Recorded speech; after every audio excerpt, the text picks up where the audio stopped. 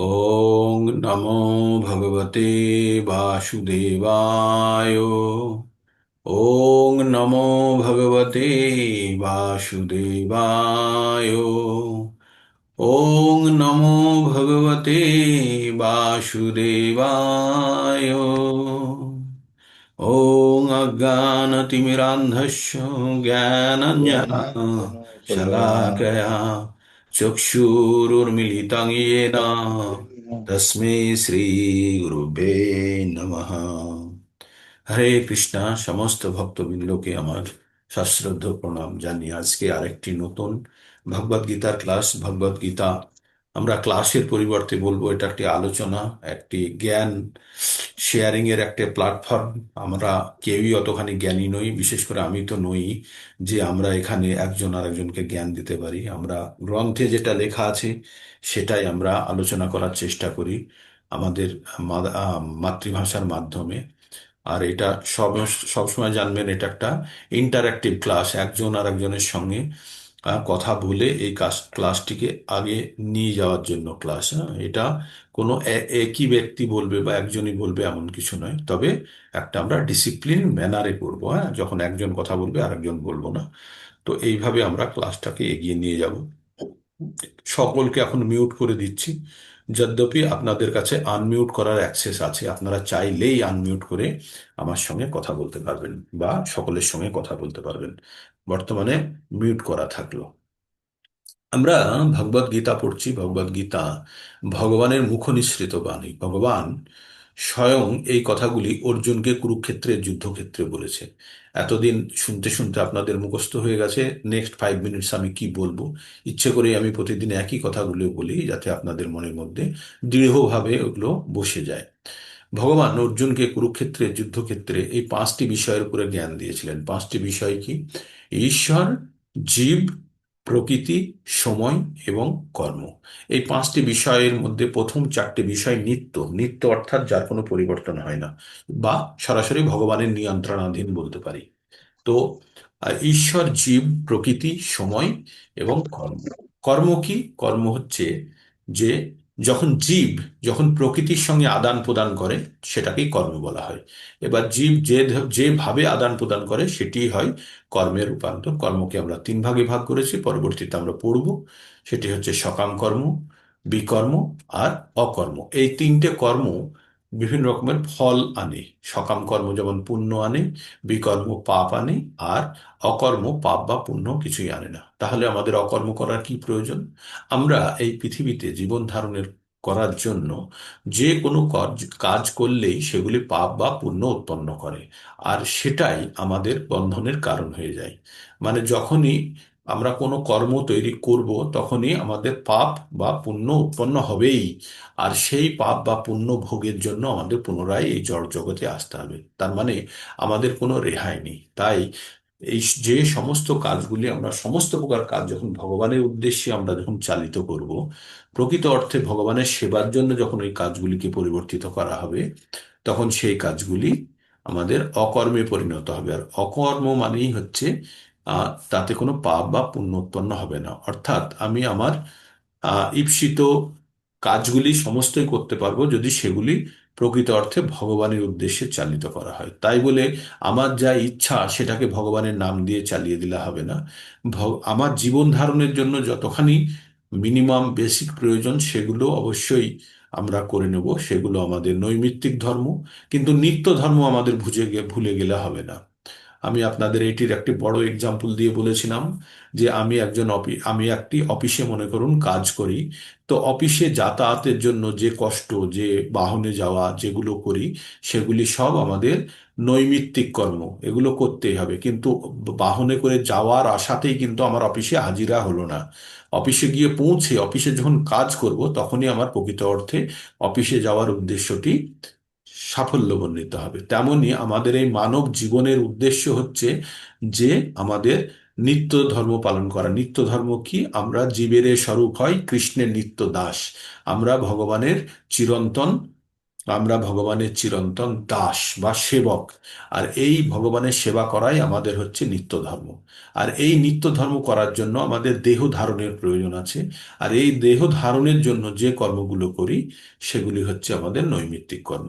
যদি আমাদের জীবনের পরম উদ্দেশ্য থাকে ভগবানের সেবা করা, বা ভগবানকে সেবা করানোর জন্য, সেবা করার জন্য এই জীবন ধারণের প্রয়োজন, এই রকম যখন আমাদের মানসিকতা নিয়ে আমরা যে কোনো কর্ম করলেই সেই কর্মগুলি কিন্তু আর কোনো সকাম বা বিকর্ম হবে না, সেগুলি সমস্তভাবে অকর্মে পরিণত হবে।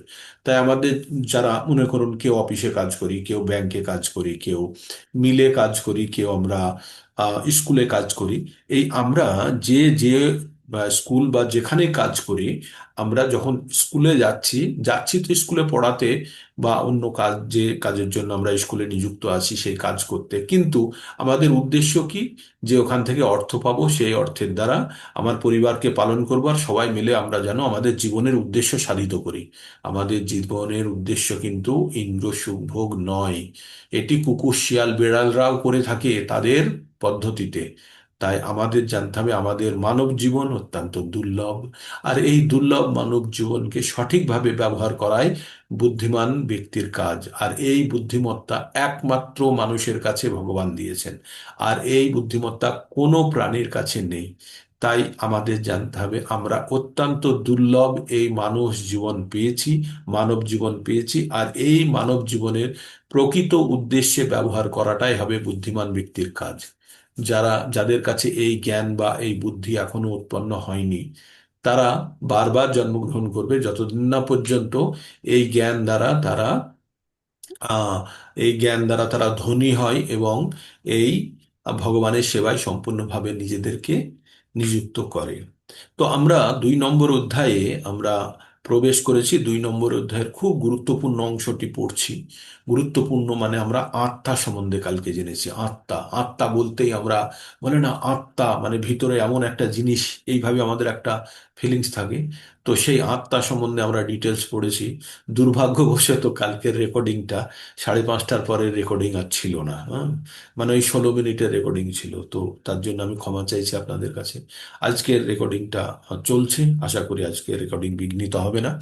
তো আমরা আত্মাতে কি, ভগবান অর্জুনকে আত্মা সম্বন্ধে কেন বলতে গেলেন না, আমি কালকে আপনাদের ভেঙে ভেঙে বলছিলাম যে আত্মা সম্বন্ধে ভগবান কেন বলতে গেলেন।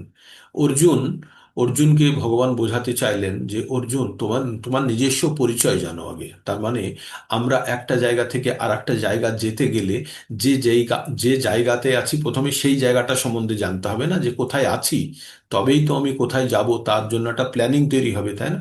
তো তেমনি অর্জুনের পরম গন্তব্যস্থল পৌঁছানোর আগে অর্জুনকে বলতে চাইলেন ভগবান, তুমি কে আগে সেটা ভালো করে জানো। তো আমরা এর আগে আমরা একটা ওয়ার্কিংস করেছিলাম, আমরা কি, আমরা আত্মা, আমাদের প্রকৃত পরিচয়। সেই আত্মা সম্বন্ধে এখন আমরা বিস্তারিত পড়ছি। ভগবান অর্জুনকে যে জ্ঞানগুলি দিয়েছিলেন, বলেছিলেন আত্মা সম্বন্ধে।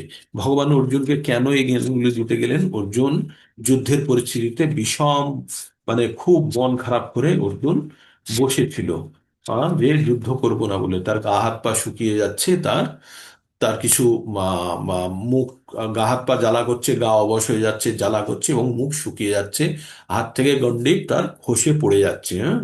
তো এমতো অবস্থায় অর্জুন নিজেকে ঠিকভাবে ধরে রাখতে পারছে না। তাই 2 নম্বর অধ্যায়ে ভগবান অর্জুনকে এই জ্ঞান দিচ্ছেন। প্রথমেই ভগবান যে কথাগুলি অর্জুনকে প্রথমবার ভগবান কথা বললেন 2 নম্বর শ্লোকে, বলেই ভগবান বললেন যে তুমি এই ঘোর সংকটকালে অর্জুন, তোমার মাথার মধ্যে এরকম চিন্তা ভাবনা কোথা থেকে আসলো, তাই না? যে এই ঘোর সংকটকালে তোমার মাথার মধ্যে এই রকম চিন্তা ভাবনা, কলুষতা, অনার্যের মতো। অনার্য মানে বলা হতো আমাদের যাদের বুদ্ধি কম বা যারা কম জ্ঞানী তাদেরকে অনার্য বলা হতো। এই অনার্যের মতো কলুষতা তোমার মধ্যে কোথা থেকে এলো? জীবনের মূল্যবোধ সম্বন্ধে জ্ঞাত মানুষের পক্ষে এই সমস্ত একদমই শোভনীয় নয়। আর তোমাকে তা ঊর্ধ্বলোকে উন্নীত করবে না, পক্ষান্তরে তোমার অপযশ প্রদান করবে। তাই ভগবান অর্জুনকে বোঝাতে চাইলেন যে অর্জুন, তুমি যে কারণে যুদ্ধ করছো না তার প্রকৃত কারণ তোমার তোমার মানে অজ্ঞানতা, তোমার প্রকৃত জ্ঞানের অভাব, যদিও তুমি জ্ঞানের মতো কথা বলছিলে, সেটি পরে বলবে। তো ভগবান এবার কি বললেন?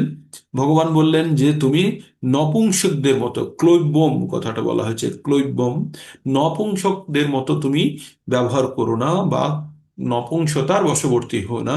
তুমি এই ধরনের আচরণ তোমার পক্ষে অশোভনীয়। তুমি উঠে দাঁড়াও, হৃদয়ের এই ক্ষুদ্র দুর্বলতাকে তুমি দূর করো, হে অর্জুন, তুমি তৈরি হও। এবার অর্জুন বলছে যে কি করে আমার গুরুদেব, আহ হে মধুসূদন, হে অরিসূদন, এই যুদ্ধক্ষেত্রে ভীষ্ম এবং দ্রোণাচার্যের মতো পরম পূজনীয় ব্যক্তিদের আমি কেমন করে আমি বাণের দ্বারা প্রত্যাঘাত করব। এটা অর্জুনের। তারপরে অর্জুন বলল, এইভাবে গুরু মহানুভব এই ব্যক্তিদেরকে হত্যা করে আমি এই এর থেকে বরং আমি ভিক্ষা করে খাবো। আর তাদেরকে হত্যা করলে তাদের রক্তে ভেজা এই রাজ্য আমি কিছুতেই ভোগ করতে পারবো না। তাই আমি বুঝতে পারছি না যে আমার কি করা উচিত। আমি কি জয় যুদ্ধে তাদেরকে পরাজিত করব, না আমি তাদের দ্বারা পরাজিত হব? ধৃতরাষ্ট্রের পুত্ররা যদি আমাকে হত্যাও করে, তাহলে তাহলেও মানে আমি তাদেরকে হত্যা করব, না সে আমাদেরকে হত্যা করবে, আমি সেটা বুঝতে পারছি না।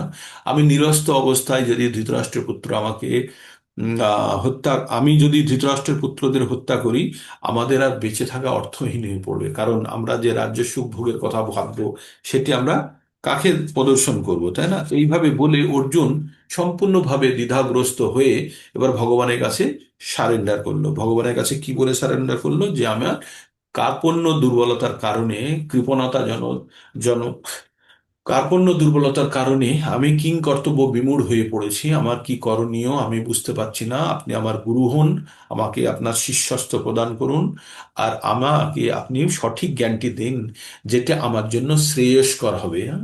এই বলে অর্জুন ভগবানের কাছে আহ, সমর্পণ নিজেকে সমর্পণ করলেন। এবার আপনারা কাউকে কোনো জ্ঞান দিতে গেলে আমাদের প্রথমে জানতে হবে, আমাদেরকে আমাদের জানতে হবে যে যাকে আপনি জ্ঞান দিচ্ছেন সেই ব্যক্তি যদি সম্পূর্ণভাবে তৈরি না হয়, তাহলে তাকে জ্ঞান দিতে গেলে আপনার যথার্থ কাজে লাগবে না।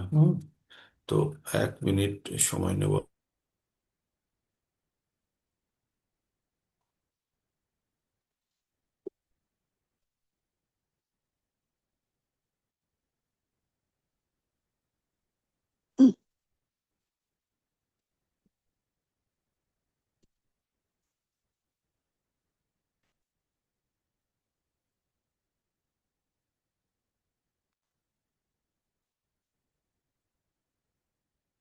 हरे कृष्ण कृष्ण कृष्ण हरे हरे हरे राम राम हरे हरे हरे कृष्ण कृष्ण कृष्ण हरे हरे हरे राम हरे हरे हरे कृष्ण कृष्ण कृष्ण हरे हरे हरे राम हरे हरे हरे कृष्ण হরে कृष्ण কৃষ্ণ। তো আমি আবার ফেরত চলে এসেছি। আমার 5:30টায় একটা 20 সেকেন্ডের 30 সেকেন্ডের একটা কাজ থাকে, সেই জন্য কখনো কখনো বিঘ্নিত হয়ে যায়। তো এবার অর্জুন কি করলেন? ভগবানের কাছে সমর্পণ করলেন নিজেকে, আর ভগবানের শিষ্যত্ব গ্রহণ করার জন্য ভগবানকে তিনি গুরু হিসাবে গ্রহণ করলেন। এবার আমরা একটা জিনিস জানবো, আমাদের জ্ঞানের প্রবাহ তখনই বইবে যখন আর এক সামনের জনকে আমরা জানবো তার কাছে জ্ঞান আছে, আর আমি সেই জ্ঞান গ্রহণ করতে চাই। এই দুটো জিনিস লাগবে, সামনের জনের কাছে জ্ঞান আছে এটা জেনে নিতে হবে, আর আমি আমি গ্রহণ করব, তাহলে আমি নেয়ার জন্য আমাকে রেডি করতে হবে। যখন আমরা কোনো বালতি থেকে বা কোনো পাত্র থেকে আর একটা পাত্রে জল ঢালি, যেটা থেকে জল ঢালি সেটিকে সবসময় উঁচুতে রাখতে হয়, তাই না? তবেই নিচেরটাই জল আসবে। তো তেমনি যদি পাত্র, যদি আপনার একটা জিনিস যদি আমরা মনে করি যে দুটো পাত্রই একই অবস্থাতে আছে, টেবিলের উপরে দুটোই রাখা আছে, তাহলে জাগটাকে আমরা উপরে তুলি, তুলে গ্লাসে জলটা ঢালি, তাই না? অথবা জাগটা ওই টেবিলেই থাকে, টেবিলের নিচে আমাদেরকে গ্লাসটা ধরতে হয়। তার মানে জ্ঞানের প্রবাহ তখনই বর্তমান চলতে থাকবে যখনই আমরা আইদার যার থেকে জ্ঞান গ্রহণ করছি তার থেকে নিচে স্থাপিত করব নিজেকে, অথবা সেই যার থেকে গ্রহণ করছি তাকে উপরে স্থাপিত করব। মানে যে কোনো অবস্থাতেই একটা ডিফারেন্স তৈরি করতে হবে, পোটেনশিয়াল ডিফারেন্স তৈরি করতে হবে হাইট দিয়ে। হ্যাঁ? তো এইভাবে অর্জুন অর্জুন ভগবানকে ভগবানই জানতেন। তো আমাদের মতো গোমূর্খদেরকে এই জ্ঞান প্রদান করার জন্য তিনি কুরুক্ষেত্রের যুদ্ধক্ষেত্রে ভগবানকে এই কথাগুলি বলেছিলেন, আর ভগবান অর্জুনের মাধ্যমে আমাদেরকে এই শিক্ষার, এই জ্ঞান প্রদান করেছেন। ঠিক। তো তারপরে অর্জুন ভগবানকে বললেন যে আমি কিছু মঙ্গলকারী কিছুই দেখতে পাচ্ছি না, আমার গা শুকিয়ে যাচ্ছে, আমার হাত পা অবশ হয়ে যাচ্ছে, আমার মুখ শুকিয়ে যাচ্ছে। আমি এই পৃথিবীতে, আমার মানে পৃথিবীতে সব থেকে ভালো জিনিস দিলেও আমার এই কষ্ট শোক দূর করতে পারবে না বলে আহ, অর্জুন বলল আমি যুদ্ধ করব না, বলে ফাইনালি অর্জুন এই পর্যন্ত ছেড়ে দিল। তারপরে এবার ভগবান এই প্রথম অর্জুনকে বলল যে তুমি তুমি অর্জুন, তুমি পণ্ডিতের মতো কথা বলছো, তুমি প্রাজ্ঞের মতো কথা বলছো, কিন্তু তুমি জানো না কার জন্য শোক করা উচিত আর কার জন্য শোক করা উচিত নয়। হ্যাঁ। তো পণ্ডিতরা মৃত এবং জীবিত বস্তুর জন্য কখনো শোক করে না। এইবার এইবার শুরু হয়ে গেল ভগবানের শিক্ষাদান। মৃত এবং জীবিত বস্তুর জন্য কখনো পণ্ডিতেরা শোক করে না। তাহলে এবার প্রথমে আমাদের জানতে হবে মৃত আর জীবিতর মধ্যে কি পার্থক্য, তাই না?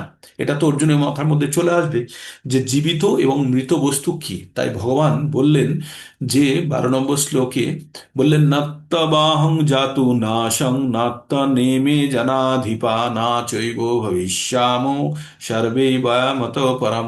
ভগবান বললেন, অর্জুন, না তুমি অতীতে এমন সময় ছিল না যে তুমি ছিলে না, আমি ছিলাম না, বা রাজারা ছিল না, বর্তমানে আছে এবং ভবিষ্যতেও এমন কোনো সময় আসবে না যখন তুমি থাকবে না, আমি থাকবো না, বা রাজারা থাকবে না। এবার অর্জুনের মাথাটা আরো ঘুরে গেল। প্রথমে ভগবান বলল যে মৃত এবং জীবিত বস্তুর মধ্যে তুমি যারা পণ্ডিত তারা কখনো পার্থক্য খুঁজে পায় না। তারপরে বলছে এমন সময় ছিল না, তুমি ছিলে না, আমি ছিলাম না, বা এই রাজারা ছিল না। তাহলে ঘটনাটা কি? অর্জুনের মাথার মধ্যে এবার চরম কনফিউশন শুরু হয়েছে। আগের এক সমস্যা ছিল, সেই সমস্যা ভুলে এবার নতুন ধরনের জিনিস ভগবান তার মাথার মধ্যে যখন প্রবেশ করানোর চেষ্টা করছে, তখন অর্জুন এবার টোটালি কনফিউজড। এবার বুঝতেই পারছে না যে আগেও ছিলাম, এখনো আছি, আবার বর্তমানেও থাকবো, ভবিষ্যতেও থাকবো। আর এমন আর আর একটা হচ্ছে যে আমরা আমরা কি বললো যে রাজারা ছিল না, আমরা ছিলাম না, থাকবো না। আর আর একটা হচ্ছে যে যারা মৃত এবং জীবিত বস্তুর জন্য শোক করে না। তো জিনিসটা কি? এক হচ্ছে মৃত জীবিত, আবার বলছে আমরা ভবিষ্যৎ, বর্তমান এবং অতীত তিনটি অবস্থাতেই আমরা বর্তমান আছি বা ছিলাম। তারপরে ভগবান এইবার এইবার বললেন সেই কালজয়ী শ্লোক, দেহিনস্মিন যথা দেহে কৌমারং যৌবনং জরা তথা দেহান্তর প্রাপ্তি ধীরস্তত্ব নামইয়তে। ধীর পণ্ডিত যারা, তারা কখনো বিচলিত হয় না। কখন? যখন দেখে একটা শরীর একটা দেহ থেকে আর একটা দেহে চলে যাচ্ছে, এটাকে বলে দেহান্তরের প্রক্রিয়া। তো তার আগে কি বললো? আমরা আমরা এই দেহের মধ্যে থেকে, আমি বা আমরা কে? তাহলে আমরা এখনো কে বলেনি। আমরা এই দেহের মধ্যে থেকেই দেহি। আচ্ছা, দেহি বলেছে, দেহি মানে হচ্ছে আত্মা। তাহলে দেহের মালিক কে বলেছে? দেহের মালিক কি করে? এই দেহের মধ্যে থেকেই কি দেখছে? দেহের মধ্যে বাল্য অবস্থা দেখছে, পৌঢ় অবস্থা দেখছে, যুবক অবস্থা দেখছে, পৌঢ় অবস্থা দেখছে। আর কি দেখবে? জরা অবস্থা দেখবে, ব্যাধি অবস্থা দেখবে। কে? এই দেহের মধ্যে থেকে। তখন তো সে বিচলিত হয় না, হয়? তেমনি আমরা যখন এই দেহের মধ্যে থেকে আমরা, আর বাল্য অবস্থা আপনি দেখতে পাবেন? এখন আপনি বাল্য অবস্থা আপনারা দেখতে পাবেন? পাবেন না। যৌবন অবস্থা দেখতে পাবেন? দেখতে পাবেন না। এখন আমরা কি দেখছি? পৌঢ় আছি, ভবিষ্যতে বৃদ্ধ হব। তো তেমনি আমরা, ভগবান অর্জুনকে বললেন যে অতীতে তুমি ছিলে, যেমন তোমার বাল্য অবস্থা ছিল তেমন তুমি অতীতেও ছিলে, বর্তমানে তুমি যে বয়সে আছো সেই বয়সে আছো, এবং ভবিষ্যতেও তুমি থাকবে, মানে তুমি বৃদ্ধ অবস্থাতেও তুমি থাকবে। এটাই বলতে চাইলো। তার মানে আমরা যে অবস্থায় আছি তার আগের অবস্থা আমাদের ছিল, কিন্তু সেখানে আমরা ফিরে যেতে পারবো না, এবং ভবিষ্যতে যে জায়গাটা আছে সেখানেও আমরা থাকবো। তো অর্জুন ওই নাট্যবাহন আগের শ্লোকটির সঙ্গে এই শ্লোকটিকে মোটামুটি একটা মিলিয়ে বললেন। তার মানে ভগবান বললেন আমাদের মধ্যে যেটা আছে সেটা হচ্ছে আত্মা। হুম। আর এই আত্মাই আমাদেরকে আমাদের শরীরের মধ্যে থেকে শরীরের মধ্যে বিভিন্ন ধরনের পরিবর্তন ঘটায়। আত্মা যখন শরীরের মধ্যে থাকে তখন 6 ধরনের পরিবর্তন আমাদের শরীরের মধ্যে লক্ষ্য করা যায়। একটা হচ্ছে জন্ম, তারপরে হয় বৃদ্ধি, তারপরে হয় স্থিতাবস্থা, তারপরে হয় প্রজনন, তারপরে হয় ক্ষয়, আর তারপরে হয় মৃত্যু। এই 6টি পরিবর্তনের মধ্যে দিয়ে যায় কারা? যার মধ্যে আত্মা বর্তমান থাকে। আত্মা যদি না থাকে তাহলে এই 6 ধরনের পরিবর্তন হবে না। একটা টেবিল বা একটা চেয়ার আপনি তৈরি করলেন, আপনি ওটাকে জন্ম ধরতে পারেন, তারপরে কোনো বৃদ্ধি হবে না, ও স্থিত অবস্থাতেই থাকবে। তারপরে একদিন ও প্রযোজনন প্রজনন করেও আর একটা খাট বা চেয়ার টেবিল তৈরি করতে পারবে না। কি হবে, তারপরে একদিন ক্ষয় হয়ে যাবে, হয়ে ওটা নষ্ট হয়ে যাবে, তাই না? তাই সব পর্যায়গুলো যদি না থাকে তাহলে জীবন্ত বস্তু বলতে পারবো না। তো এইভাবে তাহলে অর্জুনের মধ্যে আত্মা আছে, এই কথাটি অর্জুনকে বোঝানোর চেষ্টা করা হলো। তাহলে কি বলা হলো? দেহি, দেহি কথাটি প্রথম ব্যবহার করা হলো। দেহি মানে হচ্ছে আত্মা। এইবার অর্জুন কি বললো? 8 নম্বর শ্লোকে বলেছিল না যে আমার ইন্দ্রিয় সমূহ সব শুকিয়ে যাচ্ছে, হাত অবশ হয়ে যাচ্ছে, আমার মুখ শুকিয়ে যাচ্ছে, বলেছিল তো। তো ভগবান এবার ইন্দ্রিয় সমূহকে নিয়ে একটি শ্লোক বলছে। ভগবান কি বলছে? মাত্রা স্পর্শাস্তু কন্তেয় শীতুষ্ণ সুখ দুঃখদা অগাম অগম অপায়নী অনিত্য তাং তিতিক্ষস্য ভারত। বললেন, হে কুন্তিও, এই ইন্দ্রিয় বিষয় মানে আমাদের চক্ষু কর্ণ নাসিকা জিহ্বা ত্বক, যখন এইগুলি ইন্দ্রিয় বিষয়সমূহের সংস্পর্শে আসে। ইন্দ্রিয়ের বিষয়সমূহ কি? রূপ রস গন্ধ শব্দ স্পর্শ। এই বিষয়সমূহের সংস্পর্শে আসে, তখন আমাদের মধ্যে বিকার উৎপন্ন হয়। তাই বলছে, হে অর্জুন, এই আমাদের শীত গ্রীষ্ম সুখ দুঃখ এগুলো সব আমাদের ইন্দ্রিয় সমূহের আমরা অনুভব, এগুলো এগুলো সব ইন্দ্রিয় সমূহের অনুভব। ঠিক যেমন শীত গ্রীষ্ম আসে চলে যায়, তেমনি দুঃখও আসে, আবার সুখও আসে, আবার তারা চলে যায়। এগুলো অগম অপায়নী মানে আসে এবং চলে যায়, অনিত্য, এগুলো স্থায়ী নয়। আর সেই জন্য তুমি ধৈর্য ধরো হে অর্জুন, হে পরন্তপ, তুমি ধৈর্য ধরো, আর সেগুলো ধীরে ধীরে ঠিক হয়ে যাবে। আর আর তাহলে তুমি যদি ধৈর্য ধরো, তাহলে ইন্দ্রিয়ের অনুভূতির দ্বারা তুমি প্রভাবিত হবে না। যেমন আমাদের পায়ে চোট লাগলে আমাদের পায়ে খুব ব্যথা হয়, ডাক্তারে কিন্তু যখন অপারেট করে তখন তার থেকেও আরো কঠিন কাজ করে, আরো কাটাকাটি ছেঁড়াছেঁড়ি কত কি করে, কিন্তু ব্যথা লাগে না, কারণ সেই অনুভূতিগুলো পৌঁছনের রাস্তায় বাধা দান করে কি দিয়ে? অ্যানেস্থেসিয়া দিয়ে, তাই না? তেমনই অর্জুনকে বলছে, অর্জুন তুমি নিজের মনের দিক থেকে তুমি শক্ত হও, এবং তুমি এই অনুভূতিগুলো থেকে একটু দূরে থাকো। তারপরে ভগবান কি বললেন? যারা জ্ঞানী, যারা জ্ঞানী ব্যক্তি, তারা সুখ দুঃখের দ্বারা বিচলিত না হয়ে উভয় অবস্থাতেই অপরিবর্তিত থাকে। যারা জ্ঞানী, আমরা আরো পড়বো, এই অধ্যায়ই পড়বো শেষের দিকে, জ্ঞানী বা ধীর ব্যক্তি নিয়ে আমরা 54 নম্বর শ্লোক থেকে 72 নম্বর শ্লোক পর্যন্ত পড়বো। প্রায় 18টি শ্লোক আমরা পড়বো, 18-19টা শ্লোক পড়বো, যেখানে আমাদের এখানে ধীর ব্যক্তিদের সম্বন্ধে বলা হয়েছে। তাই এখানে জেনে রাখবেন, জ্ঞানী ব্যক্তিরা কখনো সুখ বা দুঃখ দ্বারা উভয় অবস্থাতেই অপরিবর্তিত থাকেন। আর তারাই, আর যারা যারা ধীর, যারা সুখ দুঃখ বা এই শারীরিক অনুভূতির দ্বারা যারা মুক্ত, তারাই সম্পূর্ণভাবে মুক্তি লাভের অধিকারী হন। তারপরে ভগবান বললেন যে আত্মার সম্বন্ধে বললেন, আত্মা সৎ, আর আমাদের এই শরীরটি অসৎ। সৎ মানে হচ্ছে যেটা চিরকাল থাকে, সনাতন। আমাদের আমাদের প্রকৃতি কি? আমরা হচ্ছি সচ্চিত আনন্দ, বলে না, সচ্চিতানন্দ বিগ্রহ।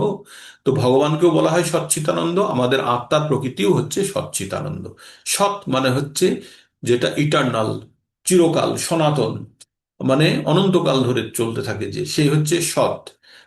চিত মানে হচ্ছে জ্ঞানে পরিপূর্ণ। কে? ভগবান জ্ঞানে পরিপূর্ণ, ভগবানকে সচ্চিদানন্দ বলা। আনন্দ মানে সর্বদা আনন্দময়, কখনো ভগবান দুঃখ নিয়ে থাকে না, ভগবান সবসময় আনন্দময়। তো আমাদেরও আত্মা ভগবানের অংশ, তাই আমাদের আত্মার মধ্যেও কি আছে? ওই একই গুণগুলি রয়ে গেছে। সৎ মানে ইটার্নাল, চিত মানে জ্ঞান, আমাদের অবশ্যই জ্ঞান লাভের একটা জায়গা থাকে। আর আনন্দময়, আমরা সবসময় আনন্দ পেতে চাই, তাই না? কিন্তু আমাদের জানতে হবে, সুখ সুখ শান্তি আর আনন্দ তিনটে আলাদা জিনিস। সুখ হচ্ছে আমাদের শারীরিক, শান্তি হচ্ছে মানসিক, আর আনন্দ হচ্ছে কিন্তু আত্মিক বা আত্মা থেকে আসে। তাহলে আত্মিক স্তরে না গেলে প্রকৃত আনন্দ উপলব্ধ করা যায় না। আমরা যে আনন্দ, যেগুলোকে আনন্দ ভাব বলি, বেশিরভাগ ক্ষেত্রেই সেগুলি সুখ, সেগুলি দৈহিক, সেগুলি ক্ষণিকের জন্য বর্তমান থাকে। আর শান্তি বলে কিছু হয় না। আমরা বলি না শান্তিতে আছি, শান্তি বলে কিছু হয় না। অশান্তির অভাবকেই শান্তি বলে। যখন একটি পুকুরের জল স্থির থাকে, তখন আমরা বলি পুকুরের জল শান্ত, কারণ তাকে কেউ বিচলিত করছে না। কিন্তু একটা ঢিল মারলেই সেই পুকুরে আবার তরঙ্গ উৎপন্ন হয়, তখন জল বিচলিত হয়ে পড়ে। তেমনি আমরা শান্তিতে তখন থাকি যখন বাহ্যিক কোনো চিন্তা ভাবনা বা কোনো ধরনের আমাদেরকে ইনস্টিগেট করে না বা আমাদেরকে উত্তেজিত করে না, বাইরের কোনো ধরনের তথ্য বা কোনো ধরনের অনুভূতি আমাদের হৃদয় পর্যন্ত পৌঁছে আমাদেরকে ডিস্টারবেন্স করতে পারে না। তখনই আমরা বলি যে আমরা শান্তি, আমাদের হৃদয়ে শান্তি বিরাজ করছে, তাই না? শান্তি এমন নয় যে সুখ মানে বাইরে কষ্ট ছিলাম, এখন গিয়ে আমি এসির মধ্যে ঢুকে গেলাম গরম থেকে এসে, তখন যেটা পাই সেটা হচ্ছে সুখ, সেটা শান্তি নয়।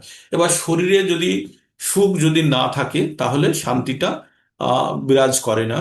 আবার যদি মন যদি কোনো কারণে অশান্ত থাকে, তাহলে কিন্তু বাহ্যিক সুখ আপনাকে আনন্দ প্রদান করতে পারে না। আর আনন্দের অনুভূতি হচ্ছে, এটা হচ্ছে আত্মিক, যেটা অনন্তকাল ধরে থাকে।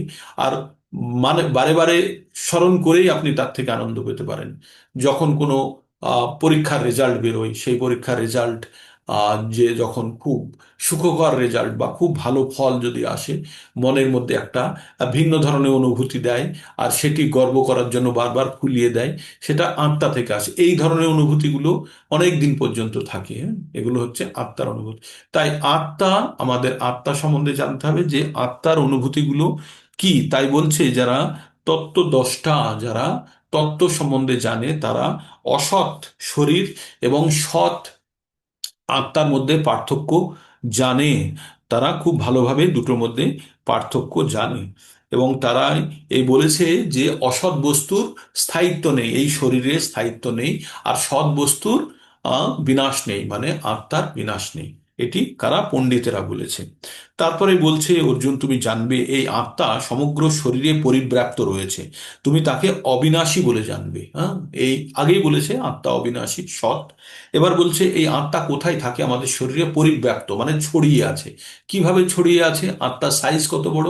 আত্মার সাইজ আমরা পরের শ্লোকে পড়বো। আত্মার সাইজ হচ্ছে কেশ, কেশের অগ্রের মানে চুলের ডগার 10,000 ভাগের 1 ভাগ, অতি ক্ষুদ্র।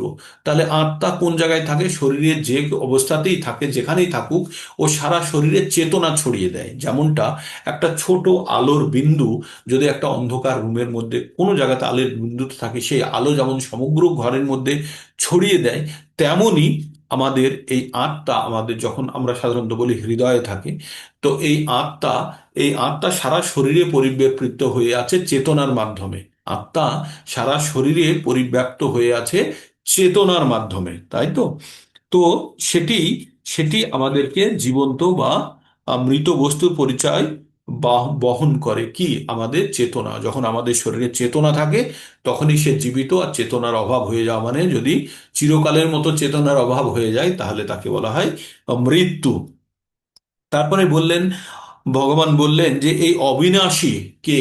এই আত্মা অবিনাশী আর অপরিমেয়। এটা এত ক্ষুদ্র যেটাকে পরিমাপ করা যায় না, এবং শাশ্বত। আত্মা সনাতন। তাই আত্মার এই জড় দেহ অবশ্যই বিনাশশীল, অতএব তুমি যুদ্ধ করো। এই যে আত্মা, এই জড় দেহটা কার? এই শরীরটাকে জড় কেন বলছে? কারণ আত্মা ছাড়া এই শরীরের কোনো মাহাত্ম্য নেই। আপনার কাছে একটা গাড়ি আছে, গাড়ি নিচে পার্ক করে রেখে দিয়েছেন, যদি ড্রাইভার না থাকে গাড়িতে, তাহলে ওই গাড়ি কিন্তু সবসময় জড় অবস্থাতেই আছে, জড় পদার্থের মতোই থাকবে। গাড়ি কখনোই চলবে না। ওই স্থির বস্তু চিরকাল স্থির, আর সচল বস্তু চিরকাল সচল থাকবে। নিউটনের প্রথম গতি সূত্রতে গিয়ে থেমে থাকবে, তাই না? কেউ যদি না চলায়, কেউ যদি না বল প্রয়োগ করে, বা কেউ যদি ড্রাইভ না করে। তেমনি আমাদের শরীর হচ্ছে একটি পচনশীল, গলনশীল একটি বস্তু, যার মধ্যে আত্মা যতক্ষণ থাকে তখন সেটি সক্রিয় থাকে। আত্মা যদি শরীর থেকে চলে যায়, তাহলে সেটি কিন্তু ধীরে ধীরে বিনাশ হয়ে যায়। হুম।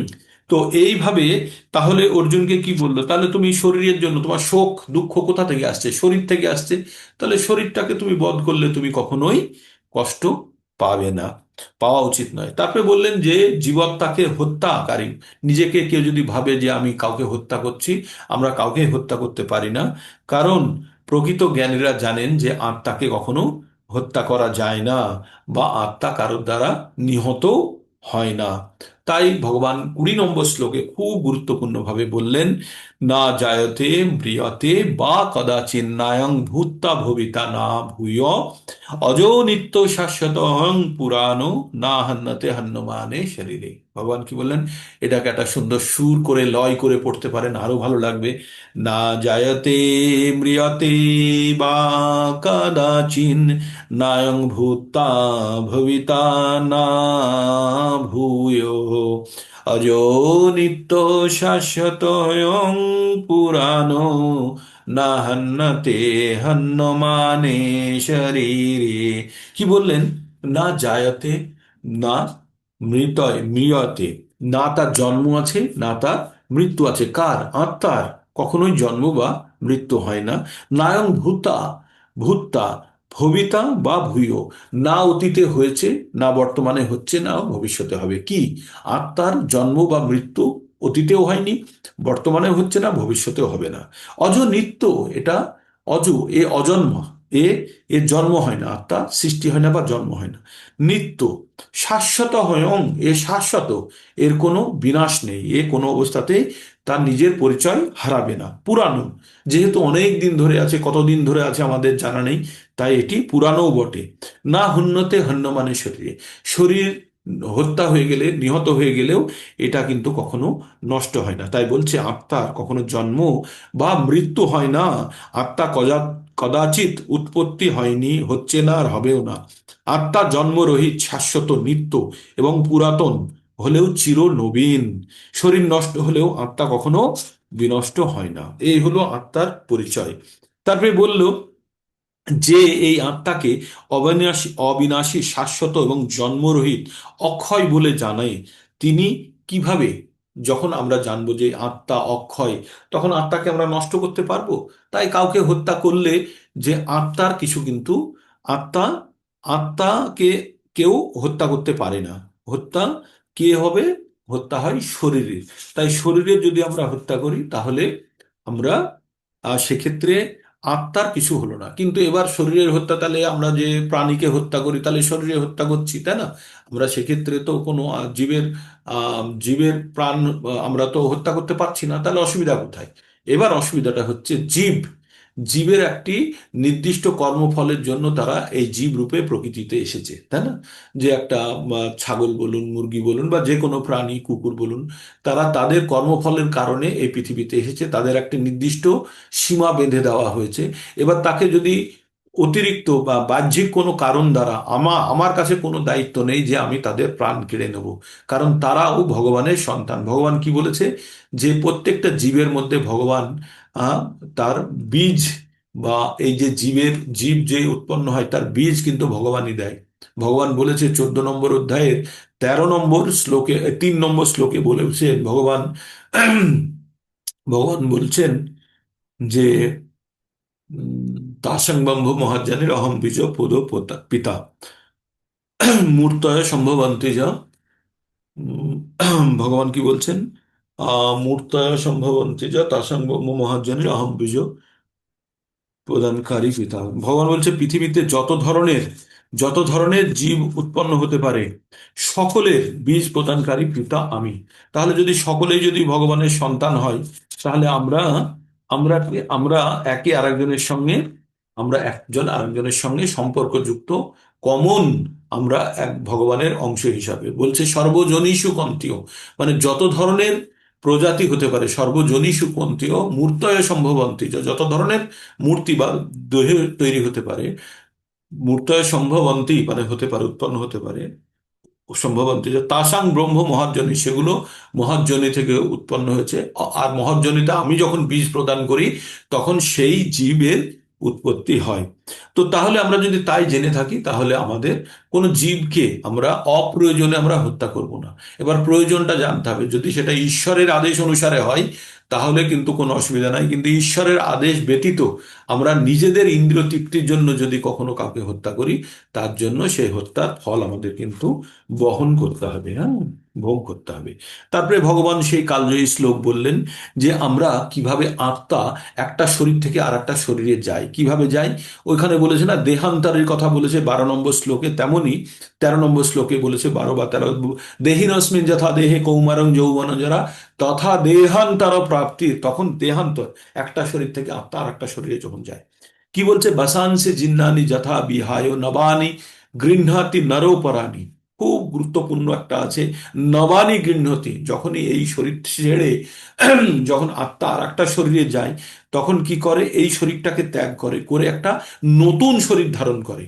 নূতন শরীর কিন্তু কোনো অবস্থাতেই, নূতন শরীর কিন্তু কোনো অবস্থাতেই পুরনো কোনো শরীর ধারণ করে না। নতুন শরীর মানে একদম জিরো থেকে যে শরীর শুরু হচ্ছে সেই রকম শরীরই ধারণ করে। তাই বলছে, কাপড় ছিঁড়ে গেলে আমরা কি করি, কাপড় ত্যাগ করে একটা নূতন কাপড় পরি, যে কাপড়টি কাপড়কে কেটে টেলার তৈরি করে দিল সেই বস্ত্রই আপনি পরবেন। তেমনি যে মা বাবার সংসর্গে যে দেহ তৈরি হচ্ছে, সেই দেহের মধ্যেই আত্মা কিন্তু স্থাপিত হয়, বা পিতার বীজ দ্বারা আত্মা কিন্তু সেইভাবে স্থাপিত হয় মাতৃগর্ভে, তাই না? তখন কিন্তু এমন নয় যে একজন 20 বছরের বা 30 বছরের ব্যক্তি মৃত হওয়ার পরে একটি 10 বছরের একটি শরীর পেয়ে গেল, তা নয়। সে আবার সেই জিরো দিন থেকেই শুরু হবে তার শরীরের গঠন, ঠিক তেমনই বলছে যে যেমন আমরা বস্ত্র ছিঁড়ে গেলে ফেটে গেলে আমরা ত্যাগ করি, তেমনি আমাদের এই শরীর যখন ব্যবহার অযোগ্য হয়ে যায়, তখন আমরা এই শরীর ত্যাগ করে একটি নূতন শরীর ধারণ করি। হ্যাঁ, আর তারপরে ভগবান বললেন যে আত্মা, আত্মার কোনো তার বিনাশ নেই। আত্মাকে কেটে, আত্মাকে কাটা যাবে না, কারণ অত্যন্ত সূক্ষ্ম। আত্মাকে পোড়ানো যাবে না, আগুনেও পুড়বে না। আত্মাকে কাটা যাবে না অস্ত্র দ্বারা, আত্মাকে আগুন দ্বারা পোড়ানো যাবে না। আর আত্মা কখনোই জলে ভেজানো যাবে না আত্মাকে, আর না আত্মাকে বায়ু দ্বারা শুষ্ক করা যাচ্ছে। তার মানে আত্মার 4টে কোয়ালিটি বলে দেওয়া হলো যেগুলোর জন্য আত্মাকে ধ্বংস করা যাবে না। কি, আত্মা অত্যন্ত সূক্ষ্ম, তাই অস্ত্র দ্বারা কাটা যাবে না। আত্মা, আত্মাকে আগুনে দ্বারা পোড়ানো যাবে না, আত্মা আগুনে পোড়ে না। তারপরে আত্মা কি হয় না, আর আত্মা জল দ্বারা ভেজে না, আর আত্মাকে বায়ু দ্বারা শুষ্ক করা যাবে না। তো এই 4টে গুণের কারণে আত্মাকে বলছে যে আত্মা অবিনষ্ট, বিনাশশীল নয়, অবিনাশশীল। হ্যাঁ, অবিনাশশীল। তো তারপরে বলল ভগবান, আরো বলছে যে এই আত্মা অছেদ্য, অদাহ্য, অক্লেদ্য, অশেষ, অশস্য, মানে যেটা আগে বললাম এই 4টে গুণকে বলছে। আত্মা চিরস্থায়ী, খুব গুরুত্বপূর্ণ কথা। আত্মা সর্বব্যাপ্ত, আর কি বললো, অপরিবর্তনীয়, কোনো পরিবর্তন হয় না, অচল এবং সনাতন। মানে প্রত্যেকটা শব্দের অর্থগুলো আপনারা কিন্তু কালকে উল্লেখ করবেন। আত্মা চিরস্থায়ী, আত্মা সর্বব্যাপ্ত, আত্মা অপরিবর্তনশীল, আত্মা অচল এবং আত্মা সনাতন। আত্মা সনাতন মানে হচ্ছে যেটা নষ্ট হয় না কখনো। চিরস্থায়ী মানেও ওই সব সময় বর্তমান থাকে। সর্বব্যাপ্ত মানে সব জায়গাতে বিচরণ করতে পারে আত্মা। অপরিবর্তনশীল, আত্মার কোনো রকমের পরিবর্তন হয় না। এমন না যে ছোট আত্মা বড় আত্মা হয়ে গেল, বড় আত্মা ছোট আত্মা হয়ে গেল, কিচ্ছু হয় না, একই রকম থাকে। আর অচল, অচল মানে হচ্ছে, অচল এই জন্যই বলেছে যে আত্মাকে, আচ্ছা নিজে কোনো জায়গাতে যেতে পারে না, আত্মা কোনো নিজে কোনো জায়গাতে যেতে পারে না। যদি তাকে বহন করে নিয়ে যাওয়া যায়, সেই জন্য আমাদের শরীরের প্রয়োজন হয়, এটা জেনে রাখবেন। আর সনাতন আত্মা, ওই কথাটি কালকেও একবার বলছিলাম, আত্মা তার অস্তিত্ব বজায় রাখে। আত্মা কখনো তার অস্তিত্ব ক্ষয় করে না। আত্মা তার অস্তিত্ব ক্ষয় করে না, যেরকমই পরিস্থিতি আসুক না কেন। হুম। তো আত্মা তার নিজের পরিচয় নিয়েই থাকে। তো এইভাবে আমরা 24 নম্বর পড়লাম। তারপরে ভগবান এবার আত্মা সম্বন্ধে বলতে গিয়ে বলছেন, আত্মা সম্বন্ধে ব্যক্ত করা যায় না, অব্যক্ত, অচিন্ত, চিন্তা করা যায় না। আত্মা অবিকারী, আত্মার কোনো বিকার নেই। এই যে বিকার যেটা হয় আমাদের শরীরে বিকার হয়। অতএব সনাতন স্বরূপ সম্বন্ধে তত্ত্ব জেনে তোমার শোক করা উচিত নয়। এই আত্মা সম্বন্ধে জেনে তোমার কোনো শোক করা উচিত নয়। একটা ছেলেকে আপনি একটি খেলনা দিয়েছেন, আর ওই খেলনাটা নিয়ে বাচ্চাটা খুব খুশি আছে। এবার ওই খেলনাটা তার বন্ধু চেয়েছে, তাকে যদি ওই ছেলেটা খেলনাটা দিতে চাইছে না, তখন বাবা বলছে যে তুই দে না, ও নষ্ট করতে পারবে না, এই খেলনাটা ভাঙে না, নষ্ট হয় না, পুরনো হয় না, কোনোভাবে কিচ্ছু হবে না, তুই দে ওকে। তখন ছেলের কি মনে হবে, যে তাহলে আপনার, ও যদি নষ্টই না করতে পারে, ঠিক আছে, তাহলে ও তো আমাকে আবার ফেরত দিয়ে দেবে, তাহলে আমি ওকে দিতেই পারি। তো তেমনই আপনারা এইভাবে ভেবে নিতে পারেন যে আত্মার যেহেতু কোনো বিনাশ নেই, কোনো নষ্ট নেই, ধ্বংস নেই, তাহলে আত্মাকে কেউ যদি হত্যা করতেও পারবে না, তাহলে অর্জুনকে বলছে তুমি কেন এটার জন্য মন খারাপ করছো, এটার জন্য তুমি শোক করো না। আত্মা কখনো মৃত হয় না, আর আমাদের প্রকৃত পরিচয় হচ্ছে আমরা আত্মা। এই দেহরূপী শরীরের মধ্যে আমরা শুধু আটকে আছি। আমাদের এই দেহটা কেন পেয়েছি? আমাদের ইচ্ছা পূরণ করার জন্য, পূর্ববর্তী জীবনের ইচ্ছা পূরণ করার। এই দেহ একটি যন্ত্র। হুম। যখন কোনো যন্ত্র আমরা কিনি, সেই যন্ত্রের সুবিধা অসুবিধা কিন্তু আমাদের মধ্যে বিরাজ করতে থাকে। তাই এই শরীর আমরা পাওয়ার জন্য আমাদের, যেহেতু আমরা ইচ্ছা পূরণের জন্য এই শরীরটি চেয়ে নিয়েছি, তখন এই শরীরটি চেয়ে নেওয়ার কারণে আমরা এবার জন্ম মৃত্যু জরা ব্যাধি আর আদি ভৌতিক, আদি আত্মিক আর আদি দৈবিক, এই 7 প্রকার সমস্যার মধ্যে দিয়ে আমাদের যেতে হবে। তার মানে আপনি একটি গাড়ি কিনলেন, এখান থেকে ওখানে যাওয়ার জন্য তো খুব সুবিধা, কিন্তু গাড়িটির মেনটেনেন্স কস্ট আপনাকে দিতে হবে। গাড়িটি আপনার তেল ভরতে হবে, আপনার গাড়িটিকে সারাতে হবে, একটা ড্রাইভার রাখতে হবে, তাই না? তো বিভিন্ন ধরনের তার সঙ্গে অ্যাসোসিয়েটেড কস্ট চলে আসে। কিন্তু আপনি যদি বললেন আমি গাড়ি রাখবই না, তাহলে আপনার কাছে অন্যের কাছ থেকে সাহায্য চাইতে হবে। তাই আমরা যে কোনো ইচ্ছা পূরণের জন্য যখনই যাব, তার সঙ্গে আরো হাবিজাবি যে বোঝাগুলো আছে সেগুলো কিন্তু আমাদের সঙ্গে চলবে, আর সেগুলোকে ভোগ করার জন্য আমাদের তৈরি থাকতে হবে। তাই ভগবান কি বললেন, যে তুমি যদি জানো যে আত্মাকে, সরি, তুমি যদি এটা জানো যে আত্মাকে ধ্বংস করা যায় না, বা আত্মার ধ্বংস হয়ও, তবুও তোমার শোক করা উচিত নয়। অর্জুনকে শেষে এই কথা বললো, তুমি যদি মনে করো যে হ্যাঁ আত্মা ধ্বংস হয়, আচ্ছা তাই জানো, তাহলেও কিন্তু তুমি আত্মাকে ধ্বংস করা গেলেও তবুও তোমার শোক করা উচিত নয় বলে অর্জুনকে ভগবান নিজের দায়িত্ব কিছুটা নিয়ে অর্জুনকে বললো তুমি এ নিয়ে শোক করো না। তারপরে ভগবান আর কি বললেন? বললেন যে যার জন্ম হয়েছে তার মৃত্যু হবেই। যার জন্ম হয়েছে তার মৃত্যু। জন্ম কার হয়? আমাদের আত্মার হয় না, তাহলে কার হয়? শরীরের। তাহলে যার শরীরে জন্ম হয়েছে তার মৃত্যু হবেই, আর যার মৃত্যু হয়েছে তার আবার জন্ম হবে, সে আবার শরীর পাবে। তার মানে এই জন্ম মৃত্যুর চক্র চলতে থাকবে, জন্ম হবে মৃত্যু হবে, জন্ম হবে মৃত্যু হবে, হ্যাঁ। তো এইভাবে চলতে থাকবে। তাই তুমি অপরিহার্য, মানে যে কাজটি অত্যন্ত গুরুত্বপূর্ণ সেই কাজটি করার সময় তুমি, তোমার কোন রকম শোক করা উচিত নয় যে আত্মার কি হবে না হবে। আত্মা কিছুই হবে না, আত্মা যেমন ছিল তেমনই থাকবে। শুধু এই শরীরটা পরিবর্তন করবে। রাস্তায় যেতে যেতে যদি দেখলেন যে আপনি একটি গাড়িতে চড়ে যাচ্ছেন, ওখানে ট্রাফিক সিগন্যালে ওখানে চেক হচ্ছে, বলছে এই দিক থেকে গাড়ি আর যাবে না, আপনি নেমে হাঁটতে শুরু করবেন, গাড়ি ছেড়ে দিন, ওখানে ছেড়ে আপনি হেঁটে আপনার গন্তব্যস্থলে পৌঁছে গেলেন।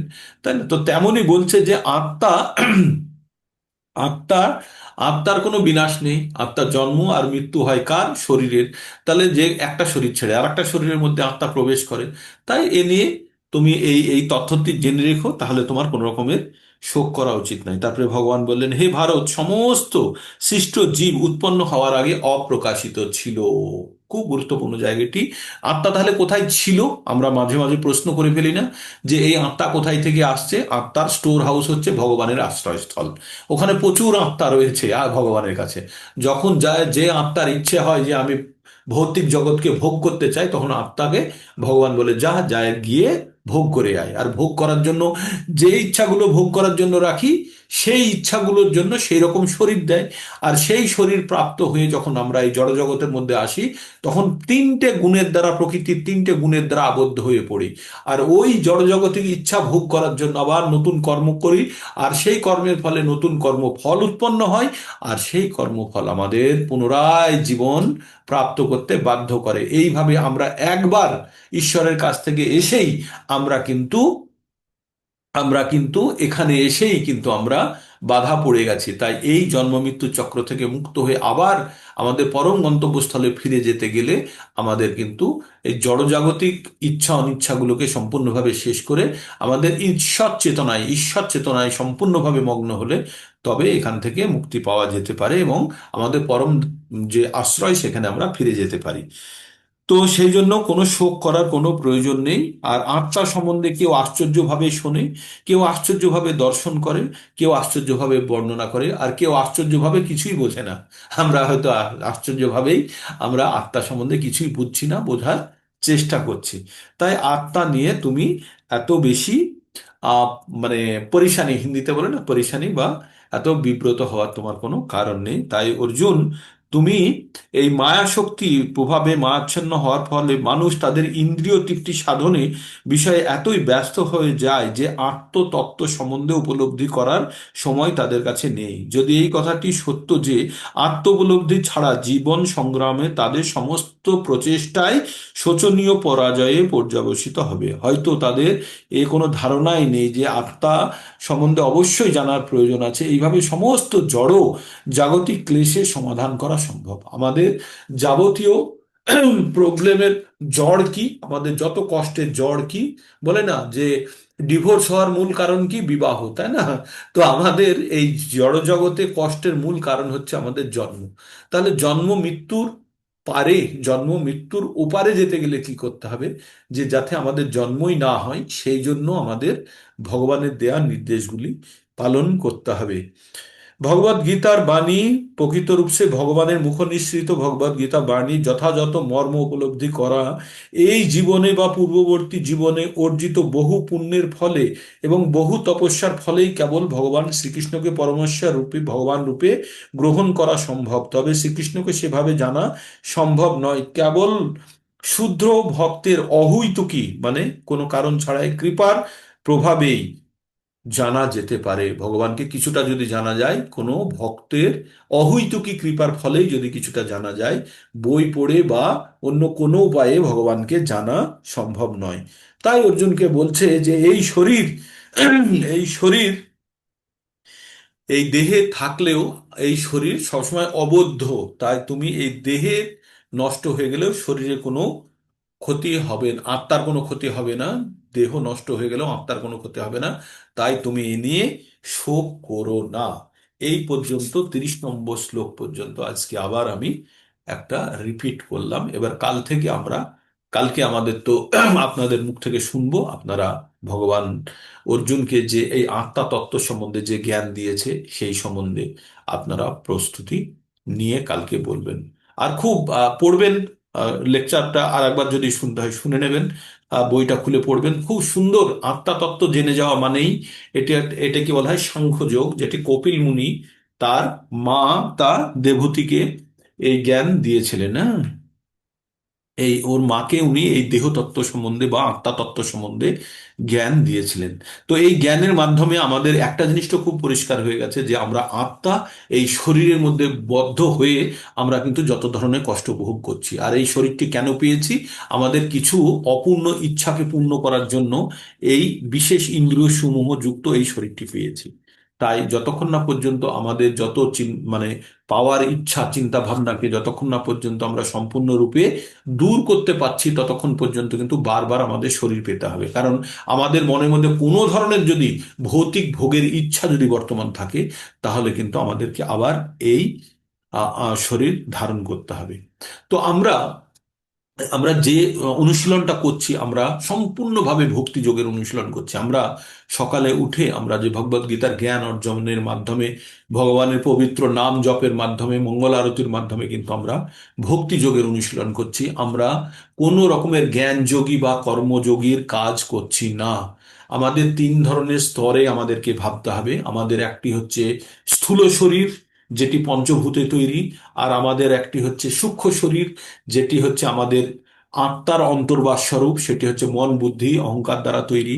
আর একটি হচ্ছে আত্মা। তাহলে তিনটে স্তর আছে: আত্মা, সূক্ষ্ম শরীর, তার উপরে হচ্ছে স্থূল শরীর। স্থূল শরীর সম্পূর্ণভাবে কর্ম করার জন্য এটি কর্মযোগীদের আশ্রয়স্থল। স্থূল শরীর, এই শরীরকে কর্মযোগীরা ব্যবহার করে তারা কর্মের ফল ত্যাগ করে করে ভগবানের সঙ্গে যুক্ত হওয়ার চেষ্টা করে। এটি একটি প্রচেষ্টা, কর্মযোগ। তারপর হচ্ছে জ্ঞান যোগী, যারা জ্ঞান শরীরের স্তর থেকে আরেকটু উন্নত জায়গায় উঠে, সেটি হচ্ছে মন এবং বুদ্ধি স্তরে তারা কার্যকলাপ করে, তারা হচ্ছে জ্ঞান যোগী। কিন্তু কর্মযোগী বা জ্ঞান যোগীদের পক্ষে মুক্ত হওয়া খুব কঠিন, যতক্ষণ না পর্যন্ত তারা কোনো অবস্থাতে আত্মা স্তরে পৌঁছচ্ছে। এবার আত্মা স্তরে পৌঁছতে গেলে ভক্তি যোগী হচ্ছে সর্বোচ্চ অবস্থা বা সর্বোচ্চ শ্রেণীর যোগ, যেটার মাধ্যমে একজন আত্মা, একটি আত্মা, আসলে যোগ কথার অর্থ কি? যোগ মানে হচ্ছে আমাদের আত্মাকে পরমাত্মার সঙ্গে যুক্ত করার প্রক্রিয়া। হ্যাঁ, যোগ করানোর প্রক্রিয়াকে বলা হচ্ছে যোগ।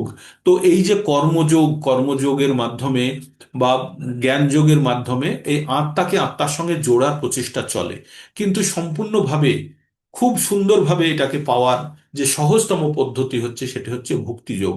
আর ভক্তিযোগ মানে হচ্ছে সম্পূর্ণভাবে এটা আত্মা থেকে আসবে। এটা আমাদের আত্মা যদি হৃদয়ে থাকে, তাহলে হৃদয়ের ভিতরের যে আত্মার অনুভূতি, সেই আত্মার অনুভূতি যখন ঈশ্বরের জন্য প্রকট পাবে, তখনই কিন্তু আমরা ঈশ্বরের সঙ্গে যুক্ত হওয়ার যে প্রচেষ্টাটা আমাদের সার্থক হবে।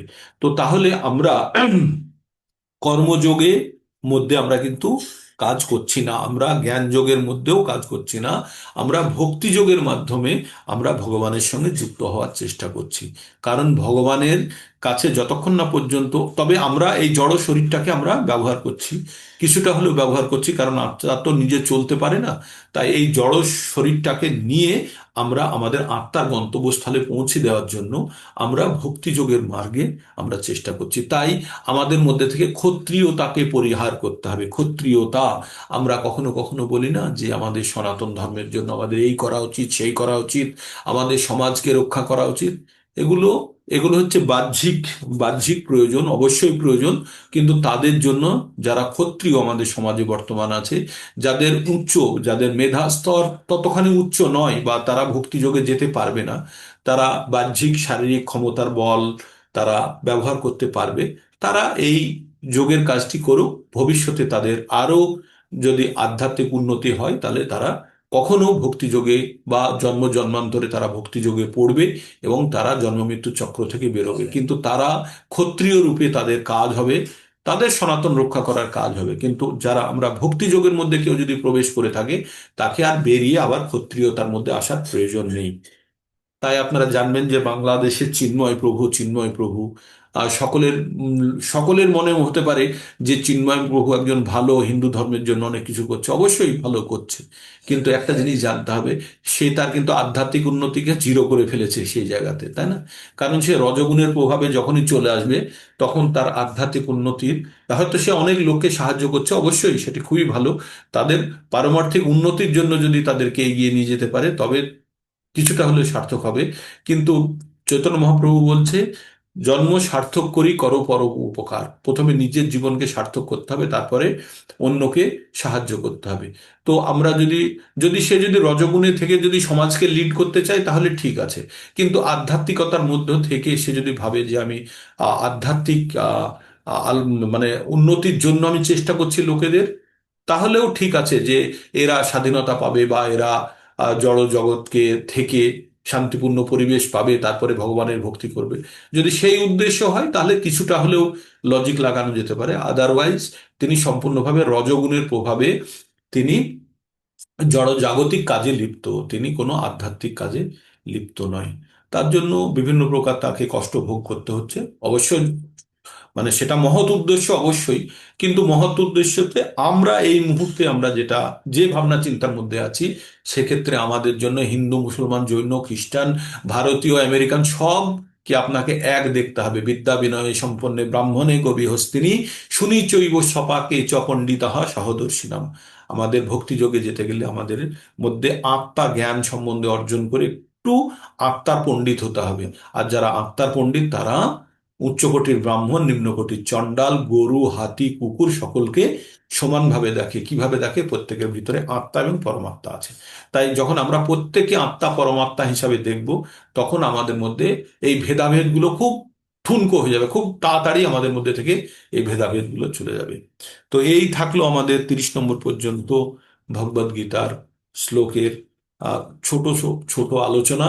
আপনারা কালকে এইটা নিয়ে, কালকে আপনারা আমরা আবার একসঙ্গে উপস্থিত হব। আপনাদের মুখে থেকে আমরা শুনবো কিভাবে ভগবদ গীতার জ্ঞানকে নিজেদের জীবনে কিভাবে আমরা প্রয়োগ করতে পারি, বা আপনারা কতখানি বুঝেছেন সেগুলো আমরা বোঝার চেষ্টা করব। এই ছিল আজকের প্রোগ্রাম। কারো যদি কোনো সন্দেহ থাকে বা কিছু বলার থাকে, বলতে পারেন। একটু ছোট সময়ের মধ্যে আমরা আলোচনা করে নিতে পারি। হরে প্রভুজি, কৃষ্ণ, হরে কৃষ্ণ, কৃষ্ণ প্রভুজি, কৃষ্ণ হরে হরে, হরে রাম, হরে হরে রাম, কৃষ্ণ রাম রাম প্রভুজি। হরে। বলুন। একটা কথা জানার ছিল। বলুন প্রভু। আত্মা এক দেহ থেকে অন্য দেহে দেহান্তরিত হয়। হ্যাঁ, উম, একে আত্মার দেহান্তর প্রক্রিয়া বলা হয়। হ্যাঁ, হ্যাঁ, হ্যাঁ। অর্থাৎ আত্মা সচল। সচল, দেহান্তর আত্মা অচল। আত্মা সচল নয়, আত্মা অচল, মানে যেখানে থাকবে সেখানে স্থির। আত্মাকে বয়ে নিয়ে যেতে হবে। ও, আত্মাকে বয়ে নিয়ে যেতে হবে না? আত্মাকে বয়ে নিয়ে যেতে হবে। সেই আমরা জন্যই যে অ্যাকচুয়ালি আত্মা যে সচল ইন দ্য সেন্স এমন নয় যে আপনি আত্মাকে আত্মা আত্মাকে বয়ে নিয়ে যাওয়ার জন্য আমাদের শরীর, এবার এই শরীর যখন ত্যাগ করি তখন আমাদের কাছে কিন্তু আর একটা শরীর থাকে। হ্যাঁ, এটাকে বলে সূক্ষ্ম হ্যাঁ। শরীর। মন আচ্ছা, বুদ্ধি আচ্ছা, অহংকার দিয়ে তৈরি। মানুষ যখন আচ্ছা। মৃত্যুবরণ করে তখন মন হুম। বুদ্ধি অহংকার কিন্তু শরীরের সঙ্গে আত্মার সঙ্গে যায়। আর সেই মন আচ্ছা, বুদ্ধি অহংকারের কাছেই থাকে ধ্যান ধারণা বুদ্ধি, যত কিছু এই জীবনের ইচ্ছা অনিচ্ছা সব তার মধ্যে নিহিত থাকে। আচ্ছা, আর আচ্ছা। সেই অনুযায়ী আমরা একটা চক্ষু কর্ণ নাসিকা জিহ্বা ত্বক পেয়ে থাকি সেই ইচ্ছাগুলোকে পূরণ করার জন্য। আবার সেই শরীরের মধ্যে আত্মা স্থিত হয়ে আবার সেই আমাদের ইচ্ছাগুলো পূরণ করানোর জন্য আত্মা ব্যস্ত হয়ে পড়ে। আর সেই ইচ্ছাগুলো যখনই পূরণ করতে যায় আবার পাপ পুণ্য অর্জন করি। এইভাবে আমাদের জন্ম মৃত্যুর চক্র চলতে থাকে। আচ্ছা, আচ্ছা। ঠিক আছে প্রভু। আর কারো কিছু? ঠিক আছে প্রভু। হরে কৃষ্ণা। ক্যামেরা অন করুন যারা যারা পারবেন।